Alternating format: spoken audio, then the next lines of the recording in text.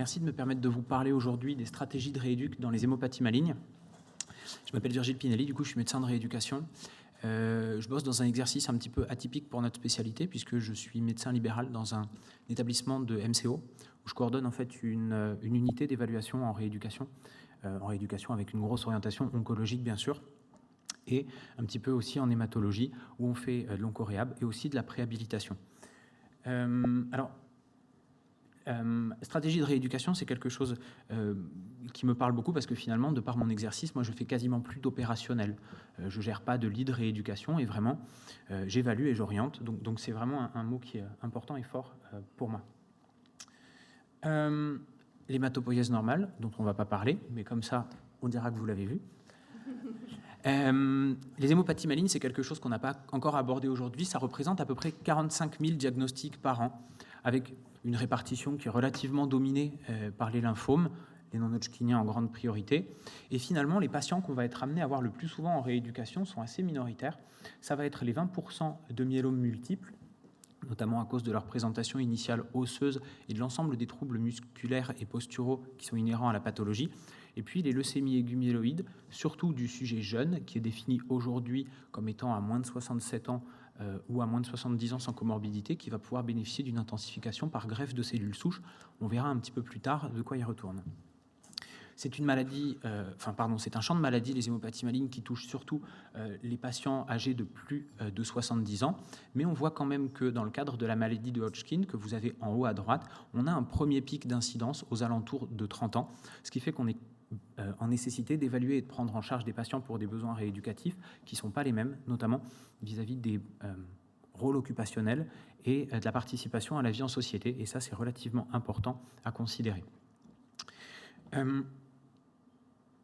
La clinique de l'hémopathie maligne, la plupart du temps, arrive par une découverte fortuite.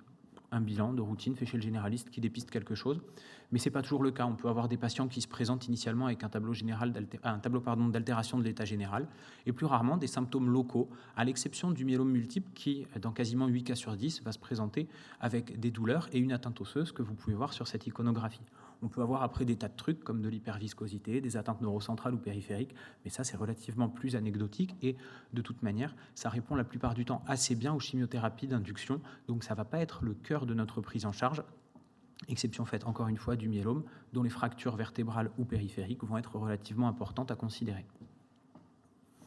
Les schémas de traitement en hémopathie maligne, ils reposent quasiment tout le temps sur des polychimiothérapies intensives qui peuvent durer de 6 à 36 mois et qui se découpent quasi toujours avec une induction relativement forte, suivie d'une consolidation puis d'un entretien qui peut être plus ou moins long, et parfois d'une intensification avec la nécessité de recourir à une polychimiothérapie intensive menu best-of plus, qui nécessite ensuite d'utiliser une greffe de cellules souches, qui peut être soit une allogreffe avec un autre donneur, soit une autogreffe, chez le cas des patients myélomateux.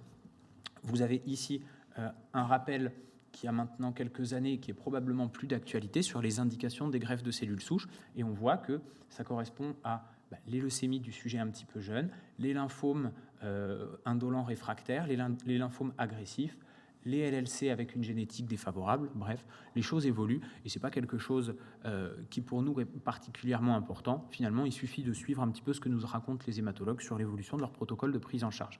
Ce qui est important à garder en tête, c'est que c'est une polychimiothérapie intensive, donc qui est lourde à supporter pour le patient. Vous avez vu que du coup les diagnostics, la clinique, l'évolution et les traitements sont plutôt pléiomorphes, mais en hématologie, on retrouve quand même quelques communs dans lesquels on trouve la place de l'oncoréhabilitation et de la MPR. Et ces communs, finalement, c'est la prévention et le traitement des effets secondaires et complications, à la fois des maladies et également des traitements, avec un axe de prise en charge sur le confort. C'est comme ça que c'était dit en 2001. Aujourd'hui, on parlerait nettement plus de qualité de vie, bien sûr. Alors, à propos des effets secondaires et complications des maladies et des traitements, il a été proposé il y a quelques années une espèce de petite liste à la Prévert qui se veut pas tout à fait exhaustive, mais enfin qui permet d'avoir une bonne base de réflexion, des 24 complications qu'on retrouve le plus fréquemment liées au parcours de soins, au traitement et à la maladie, quelle qu'elle soit, en hématologie maligne. Et sur ces 24 occurrences recensées qui peuvent toucher les patients, on a un intérêt de la MPR dans quasiment 15 de ces occurrences. Alors, à des degrés divers et variés, par exemple, la fatigue, on en a parlé ce matin, les douleurs, quelle que soit leur origine, la sédentarité, la sarcopénie, les problèmes cognitifs, l'hypertension plus indirectement par la gestion de l'activité physique, mais de près ou de loin, on est intéressé par 15, plus de la moitié des complications liées à la maladie et au traitement, ce qui fait qu'on a une place de choix dans ces pathologies. On peut s'inscrire à plusieurs moments du parcours, et historiquement, la MPR était appelée en hématologie maligne après la phase des traitements, quand le patient était tout cassé et qu'il fallait ramer très fort pour le remonter sur une capacité fonctionnelle cohérente avec ses objectifs et sa vie du quotidien. Petit à petit, le temps faisant, on s'est mis à les prendre en charge pendant les traitements, et puis on se rend compte aujourd'hui qu'il y a une vraie place de la préhabilitation, avec un objectif finalement qui est toujours le même, en bout de course, avoir un patient qui a une capacité fonctionnelle la plus élevée possible, et pour le garantir, on essaye aujourd'hui d'aller avec de la préhabilitation, monter ses capacités fonctionnelles pour qu'il se casse la figure de plus haut et qu'il tombe moins bas. La préhabilitation, qu'il s'agisse d'hématologie ou de préhabilitation plus largement, c'est un quadriptyque qui s'insère entre le diagnostic et le début du traitement aigu. Et ce quadriptyque, il associe de l'activité physique, de la nutrition, une prise en charge psychologique et un traitement des addictions, en premier lieu le tabac. Il repose sur des évaluations spécifiques en screenant au niveau physique, au niveau psychique, au niveau comportemental, au niveau environnemental et au niveau cognitif. Et l'évaluation de ces déficiences permet du coup de mettre en place des interventions adaptées, cohérentes et personnalisées. C'est important de faire ces évaluations initiales parce que comme il y a beaucoup de patients à prendre en charge et peu de ressources, on ne peut pas se permettre de dire on met le forfait complet à tout le monde. On évalue le patient pour faire la préhabilitation, mais on évalue aussi son traitement et son environnement. L'association des déficiences initiales du patient et du traitement qu'on va lui proposer, ça permet d'évaluer le déficit fonctionnel prévisible. Et puis, on peut évaluer aussi l'accessibilité aux soins quand on regarde le patient dans son environnement. Ce n'est pas pareil d'être pris en charge à Toulouse Centre ou d'être pris en charge au fond de la vallée de Vic-de-Sauce, qui au demeurant est magnifique, mais qui est quand même pas très bien doté médicalement ou paramédicalement. Et puis, les traitements et l'environnement permettent d'évaluer le degré d'exclusion du patient de son environnement, puisqu'un patient qui va avoir de la radiothérapie, par exemple, 5 séances par semaine pendant 4 semaines, vous n'allez pas pouvoir lui mettre des séances de kiné. Et donc, c'est important de réfléchir à tout ça pour mettre en place votre plan de préhab. Préhabilitation, il n'y a pas de guidelines en hématologie d'ailleurs. Il y a plein de guidelines de préhabilitation qui ont été faites par la société ERAS, qui ont été reprises par le groupe francophone de réhabilitation améliorée après chirurgie. La préhabilitation vient de la chirurgie à la base, mais elle est applicable. Probablement dans quelques années, on aura des guidelines en hématologie, puisqu'on voit que, indépendamment de l'organe qui est étudié, on se rend compte qu'à partir de 2018, toutes les guidelines ERAS et GRAS recommandent, à des degrés plus ou moins importants, de faire de la préhabilitation. C'est donc plutôt un changement de paradigme de l'évaluation et de la prise en charge des patients, plutôt qu'une question d'organes. Et je mets une main à couper, même si j'en ai que deux, qu'avant la fin de ma carrière, on aura des recommandations sur l'hématologie. Quelques petites particularités du coup sur la préhab et la prise en charge en hématologie. On n'a pas de guidelines, mais on va quand même être obligé de faire des choses. Et on a dit un quadriptyque qui commence par de l'activité physique. Alors, l'activité physique en hématologie, comme il n'y a pas de guidelines, on suit la HAS qui dit attention, il ne faut pas sur l'anémie profonde à moins de 8 grammes, il ne faut pas s'il y a moins de 50 gigas de plaquettes ou moins de 2500 leucos. La réalité, c'est qu'on ne peut pas suivre ça. Hein. Ça ne fonctionne pas bien. Donc finalement, on discute avec les hématologues et puis on en est arrivé à la conclusion que finalement, on arrive à faire des choses sans trop de danger pour le patient et on préconise une activité physique régulière 5 à 7 jours par semaine. Alors, le 5 jours par semaine, c'est quand même quelque chose de particulièrement sociétal. Hein. L'être humain, il est quand même fait pour bouger tous les jours de la semaine. Et si la semaine ne faisait pas 7 jours, mais 9, peut-être qu'on réfléchirait différemment. Donc, 5 à 7 jours par semaine. Avec une activité qui est variée à tendance aérobie. Une majoritaire dominante aérobie, mais également du renforcement musculaire, un travail de l'équilibre et de la souplesse. Et sur la dominante aérobie, de la variété, avec un petit peu de travail au premier seuil ou en dessous pour faire de l'endurance fondamentale, mais aussi du fractionné, ce qui permet d'augmenter la tolérance à l'effort et de travailler sur le déconditionnement, comme Marc vous l'a expliqué tout à l'heure. Il faut expliquer aux patients qu'on a une tendance progressive dans la préhabilitation, en hémato, mais aussi en solide, et que cette tendance progressive à l'amélioration des capacités par l'activité physique, elle est modulée par la forme du jour. Globalement, ce qu'on peut dire aux patients pour les décomplexer, c'est que leurs journées, elles vont être à un tiers, un tiers, un tiers. Il y aura un tiers des jours, ce sera le feu, c'est génial. Il y aura un tiers des jours, ce sera normal. Et il y aura un tiers des jours, ce sera une mauvaise journée. Ils auront fait une petite séance et puis ils ne seront pas motivés. Et c'est OK avec ça. Il faut leur expliquer que ça ne remet pas tout en question, qu'on a le droit d'être fatigué, d'avoir des jours avec, des jours sans. Le lendemain, on tourne la page et on réavance. Cette activité physique, elle est supportée sur le plan nutritionnel, puisqu'une des problématiques des patients qui sont soumis à ces polychimiothérapies, c'est qu'ils ont tendance à être sarcopéniques, et que cette sarcopénie, en fait, il ne faut pas la tolérer, et il faut la traiter de manière plus ou moins agressive. On peut utiliser, par exemple, des traitements hypercaloriques, hyperprotidiques. On va viser un support protidique de 1,6 g kg, voire 2 g kg, fractionné en prise de 0,4 parce que c'est ce qu'on est capable de métaboliser en une seule prise, donc on fractionne comme chez les bodybuilders en prise de masse.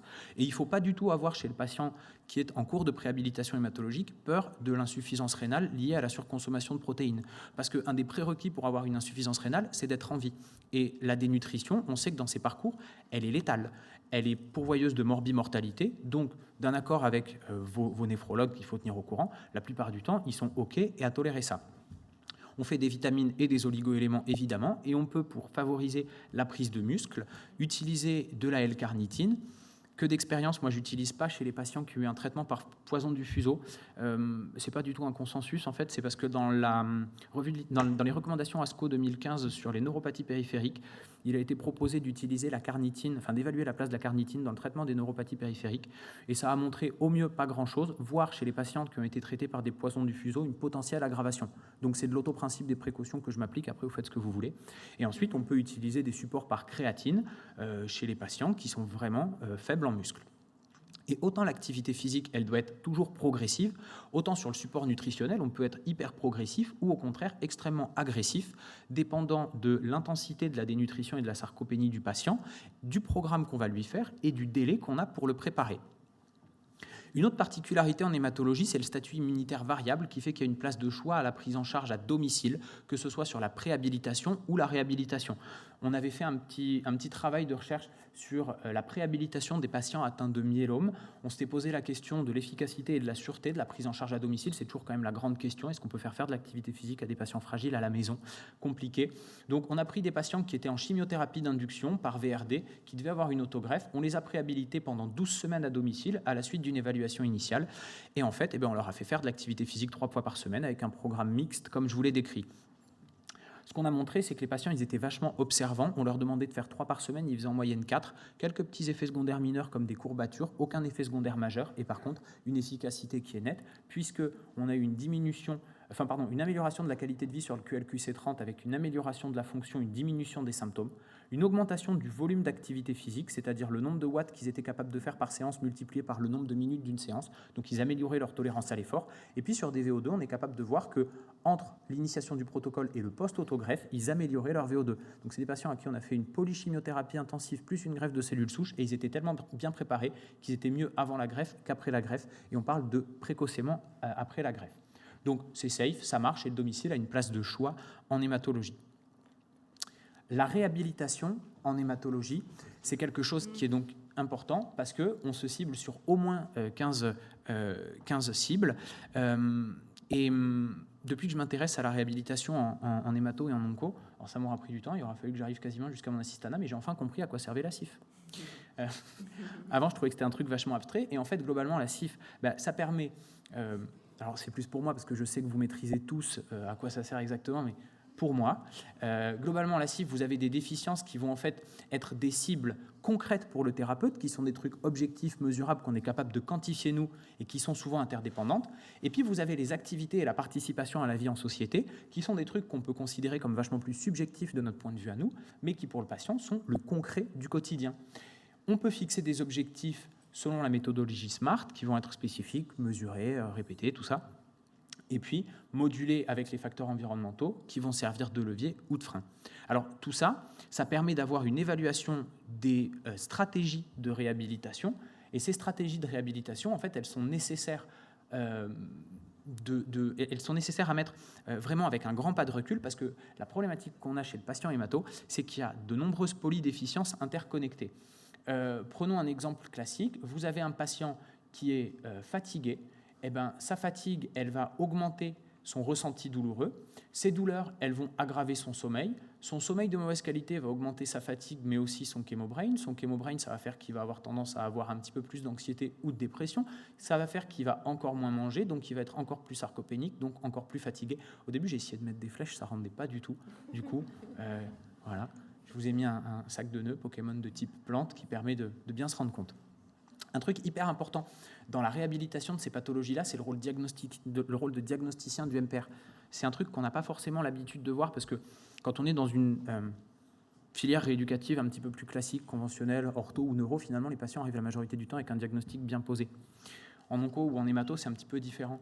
Parce que d'expérience, l'oncologue ou l'hématologue a beaucoup de mal à faire la différence entre une neuropathie périphérique, une douleur neuropathique, une douleur qui vient dans les zones de douleur neuropathique, mais qui est d'autres origines. Et donc, on a vraiment une place de diagnosticien pour dire, en fait, les symptômes du patient, ils sont expliqués par telle pathologie, on va mettre en place tel traitement. Je garderai toujours en mémoire un des premiers patients que j'ai été amené à voir quand j'étais assistant à l'oncopole, qui est un gars qui avait des douleurs dessous les pieds, qui était attribué à de la neuropathie périphérique douloureuse, qui était un mec qui avait aucune neuropathie périphérique douloureuse, qui pendant 2 ans a eu une augmentation des doses de Lyrica, de Laroxyl et de gabapentine. Ça lui a fait prendre 20 plombes, ça a aggravé les douleurs, et en fait, c'était authentiquement un gars qui avait une double aponevrosite plantaire. Voilà. Donc, quand on cherche que ce qu'on trouve, on trouve que ce qu'on connaît. Et on n'a pas tous les mêmes clés de lecture en face des patients, et c'est pour ça qu'il ne faut pas oublier qu'en réhab, en onco ou en hémato, on a une place de diagnosticien. Du coup, comme c'est des polydéficiences interconnectées, il faut les évaluer de manière transdisciplinaire et proposer un plan de prise en charge transdisciplinaire, parce que si chacun y va l'un après l'autre, on va se retrouver avec l'interconnexion des déficiences qui vont faire que le travail, il va servir à rien. Donc c'est vraiment une prise en charge globale, comme à nos habitudes de rééduc.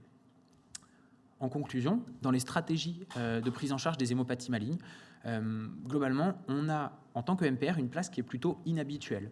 On a une place qui intervient précocement dans le parcours de soins. On intervient parfois dès le diagnostic et on n'a pas forcément l'habitude. On peut avoir aussi une prise en charge chronométrée. Quand on a une allogreffe ou une autogreffe qui est le 13 septembre, il faut que le bonhomme il soit prêt pour le 13 septembre. Pas le 16, pas le 18, le 13. Et ça, on n'a pas forcément l'habitude. On utilise aussi des outils de rééducation, des stratégies qui vont utiliser des paramédicaux qu'on n'est pas forcément habitués à faire évoluer, comme les enseignants en activité physique adaptée ou les diététiciennes, alors qu'on a plus l'habitude du binôme kiné-ergo et ça amène à changer de place. On peut aussi avoir un rôle de tabaco qu'il ne faut pas hésiter à prendre. Finalement, c'est assez accessible. La place de diagnostic est importante et elle peut être atypique. Et au-delà de toute cette place inhabituelle, finalement, il faut garder en tête qu'on a une approche globale qui reste malgré tout habituelle, c'est-à-dire qu'on travaille en équipe et on utilise le modèle de la CIF pour proposer des choses aux patients. Et ma conclusion tout à fait personnelle, je vous invite vraiment à vous intéresser à ces parcours parce que c'est vraiment quelque chose qui est très impactant sur le parcours patient, à la fois sur le côté morbidité et amélioration de la diminution des plaintes du patient et aussi qualité de vie et kiff au quotidien des gens. Je vous remercie pour votre attention.